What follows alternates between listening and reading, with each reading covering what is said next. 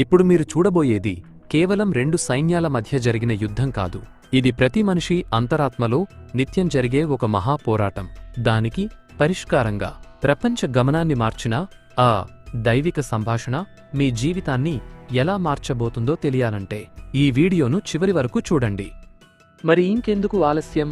Ladies and gentlemen, your attention please. This is Dr. Paspati Raj and welcome to my channel. 5000 సంవత్సరాల క్రితం ఒక యుద్ధభూమిలో ఒక సంభాషణ జరిగింది. అది మానవ నాగరికతను శాశ్వతంగా మార్చివేసింది. ఒకవైపు యుద్ధానికి సిద్ధంగా ఉన్న 18 అక్షౌహిణుల సైన్యాలు ఉన్నాయి. మరోవైపు సందేహంతో నిండిపోయిన ఒక యోధుడు ఉన్నాడు. అతని కళ్లలో నీళ్లు తిరుగుతున్నాయి. అతని చేతిలోని ప్రసిద్ధ గాండీవం జారిపోతోంది. అతని సారథి సాక్షాత్తు దైవస్వరూపం. ఆయన మానవ చరిత్రలోనే అత్యంత ప్రభావవంతమైన తాత్విక బోధనను అందించబోతున్నారు. ఇదే భగవద్గీత. ఇది ఒక మానసిక వేదనతో మొదలవుతుంది. అర్జునుడు ప్రపంచంలోనే గొప్ప విలుకాడు. తన జీవితమంతా ఈ క్షణం కోసమే శిక్షణ పొందాడు. కురుక్షేత్ర యుద్ధభూమిలో ఎదురుగా చూస్తే తన తాత భీష్ముడు, తన గురువు ద్రోణుడు, తన అన్నదమ్ములు, చిన్ననాటి స్నేహితులు కనిపించారు. ఆయన ఎవరినైతే ప్రేమించాడో, గౌరవించాడో, ఎవరితో కలిసి పెరిగాడో వారంతా అవతలి పక్షంలో ఉన్నారు. అర్జునుడి సంక్షోభం పెరిగితనం వల్ల వచ్చింది కాదు. అది ఒక నైతిక పతనం. ఆయన తన స్నేహితుడు, సారథి అయిన కృష్ణుడి వైపు తిరిగి ఇలా అన్నాడు: నేను ఇది చేయలేను. నా సొంత కుటుంబ సభ్యులను చంపివచ్చే పాపం కంటే ఆయుధం లేకుండా ఈ యుద్ధభూమిలో చనిపోవడమే మేలు. ఈ రక్తం చిందించి వచ్చే విజయం నాకు ఎందుకు? నేను ప్రేమించేవారి రక్తంతో తడిసిన రాజ్యం నాకు తీపినిస్తుందా? ఆయన తన విల్లును కింద పడేశాడు. రథం మీద కూర్చుని ఏడవడం మొదలుపెట్టాడు. చాలామంది ఇక్కడ కృష్ణుడు ఏదో ఉత్సాహపరిచే మాటలు చెబుతారని అనుకుంటారు. ధైర్యంగా ఉండు, నీవైపు న్యాయం ఉంది, వారిది తప్పు, వెళ్లి యుద్ధం చెయ్యి అని అంటారని భావిస్తారు. కాని కృష్ణుడు ఎవరూ ఊహించని పని చేశాడు. ఆయన 700 శ్లోకాలతో కూడిన ఒక గొప్ప తత్వాన్ని బోధించాడు. అది మనిషికి కలిగే లోతైన ప్రశ్నలకు సమాధానమిచ్చింది. అసలు నువ్వు ఎవరు? ఆత్మ అంటే ఏమిటి? మరణం తర్వాత ఏం జరుగుతుంది? వాస్తవికత అంటే ఏమిటి? ప్రతి నిర్ణయం బాధకు దారితీసినప్పుడు మనిషి ఎలా ప్రవర్తించాలి? కృష్ణుడి మొదటి వాదన చాలా ఆశ్చర్యకరంగా ఉంది. ఎవరికోసమైతే బాధపడాల్సిన అవసరం లేదో వారికోసం అర్జునుడు ఏడుస్తున్నాడని ఆయన చెప్పారు. ఆత్మను ఎవరూ చంపలేరు. దానికి పుట్టుక లేదు, మరణం లేదు. అది ఎప్పటికీ అంతం కాదు. ఆయుధాలు దానిని నరకలేవు. అగ్ని దానిని కాల్చలేదు. నీరు దానిని తడపలేదు. గాలి దానిని ఆర్పలేదు. యుద్ధభూమిలో ఉన్న శరీరాలు కేవలం తాత్కాలిక దుస్తులు మాత్రమే. లోపల ఉన్న ప్రాణం శాశ్వతమైనది. నువ్వు బట్టల కోసం బాధపడుతున్నావు, వాటిని ధరించిన వ్యక్తి కోసం కాదు అని కృష్ణుడు అన్నాడు. కాని కేవలం ఆత్మ గురించి చెబితే సరిపోదని కృష్ణుడికి తెలుసు. అందుకే ఆయన కర్మయోగం అనే భావనను పరిచయం చేశారు. ఇది కోట్లాది మంది ప్రజలను ప్రభావితం చేసింది.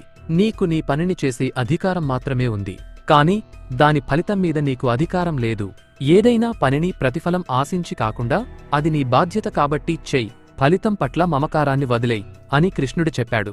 ఈ ఆలోచన నేటికి విప్లవాత్మకమైనది. మనకు కలిగే ఆందోళన, భయం, బాధ అనేవి మనం చేసే పని వల్ల రావు. ఆ పని వల్ల వచ్చే ఫలితం మీద మనకున్న ఆశ వల్ల వస్తాయి.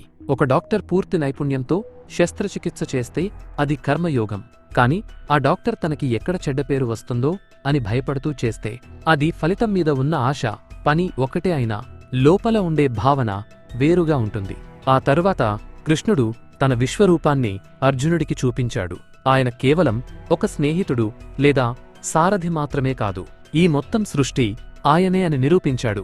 అర్జునుడు ఆ రూపంలో కోట్లాది జీవుల పుట్టుకను, నాశనాన్ని ఒకేసారి చూశాడు. గెలాక్సీలు పుట్టడం, అంతమవ్వడం చూశాడు. ఆ భయంకరమైన రూపంలో యుద్ధవీరులందరూ అప్పటికే కృష్ణుడి నోటిలోకి వెళ్లి మరణించడం అర్జునుడు గమనించాడు. అంటే యుద్ధం అప్పటికే జరిగిపోయింది, ఫలితం అప్పటికే నిర్ణయించబడింది. కృష్ణుడు అర్జునుడిని చంపమని అడగలేదు. జరగబోయే దానిలో ఒక భాగంగా ఉండమని మాత్రమే అడిగాడు. నువ్వు చేసేవాడివి కాదు, నువ్వు కేవలం ఒక నిమిత్త మాత్రుడివి అని చెప్పాడు. గీతలోని గొప్ప రహస్యం ఇదే. నువ్వు పూర్తి నిబద్ధతతో పనిచేయాలి, కాని ఫలితం మీద ఆశ ఉండకూడదు. ఫలితం నీ చేతుల్లో లేదని తెలుసుకుని నీ బాధ్యతను నిర్వర్తించాలి. భగవద్గీత చివరలో అర్జునుడు సన్యాసిగా మారలేదు. ఆయన తన విల్లును చేతిలోకి తీసుకున్నాడు. ఆయన సందేహం తొలగిపోయింది. అది ఆయనకు భయం పోవడం వల్ల కాదు, ఫలితం మీద ఆశ లేకుండా చేసే పనే నిజమైన ఆధ్యాత్మికత అని ఆయన అర్థం చేసుకున్నాడు. ఎక్కడో అడవుల్లో తపస్సు చేయడం కాదు, ఈ గందరగోళంతో కూడిన ప్రపంచంలో ఉంటూనే తన బాధ్యతను స్పష్టతతో నిర్వర్తించడమే గొప్ప మార్గం. అందుకే భగవద్గీత కేవలం మత గ్రంథం కాదు, అది జీవితాన్ని ఎలా గడపాలో నేర్పే ఒక పుస్తకం. ఇది ఎందరో నాయకులను, శాస్త్రవేత్తలను ప్రభావితం చేసింది. అటామిక్ బాంబ్ కనిపెట్టినప్పుడు ఓపెన్ హైమర్ దీనిని గుర్తు చేసుకున్నారు. గాంధీజీ స్వాతంత్ర ఉద్యమాన్ని దీని ఆధారంగానే నడిపారు. చివరగా భగవద్గీత మనకు ఇచ్చే అతిపెద్ద ధైర్యం ఒకటి ఉంది.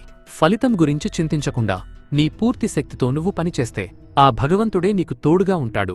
అర్జునుడు తన విల్లును ఎత్తినప్పుడు ఆయన ఒంటరిగా లేడు, ఆయన వెనుక విశ్వమే ఉంది. మన జీవిత యుద్ధంలో కూడా మనం ధైర్యంగా అడుగువేస్తే ఆ జ్ఞానమే మనల్ని నడిపిస్తుంది. ఒక వ్యక్తి తన భయాన్ని ఒప్పుకోవడం వల్ల, మరొకరు ఆ భయాన్ని ఎలా జయించాలో నేర్పడం వల్ల ఈ గొప్ప బోధన మనకు అందింది. మీకు నా వీడియో అండ్ నా ఎక్స్ప్లెనేషన్ నచ్చినట్లయితే ప్లీజ్ లైక్ అండ్ షేర్. రెగ్యులర్గా నా వీడియో అప్డేట్స్ కావాలనుకుంటే మాత్రం తప్పకుండా మన ఛానల్ని సబ్స్క్రైబ్ చేసుకోవడం మాత్రం మర్చిపోకండి. ఈ టాపిక్ మీద మీ అభిప్రాయాలను కింద కామెంట్స్ రూపంలో షేర్ చేసుకోండి. మీకు నా వీడియో అండ్ నా ఎక్స్ప్లెనేషన్ నచ్చినట్లయితే ప్లీజ్ లైక్ అండ్ షేర్. రెగ్యులర్గా నా వీడియో అప్డేట్స్ కావాలనుకుంటే మాత్రం తప్పకుండా నా యూట్యూబ్ ఛానల్ని సబ్స్క్రైబ్ చేసుకోవడం మాత్రం మర్చిపోకండి. అలాగే పక్కన కనిపిస్తున్న గంట సింబల్ని నొక్కినట్లయితే నేను ఎప్పుడు నా కొత్త వీడియోని అప్లోడ్ చేసినా అది మీకు నోటిఫికేషన్ రూపంలో మీ మొబైల్కి వస్తుంది. Thanks for watching and thank you all.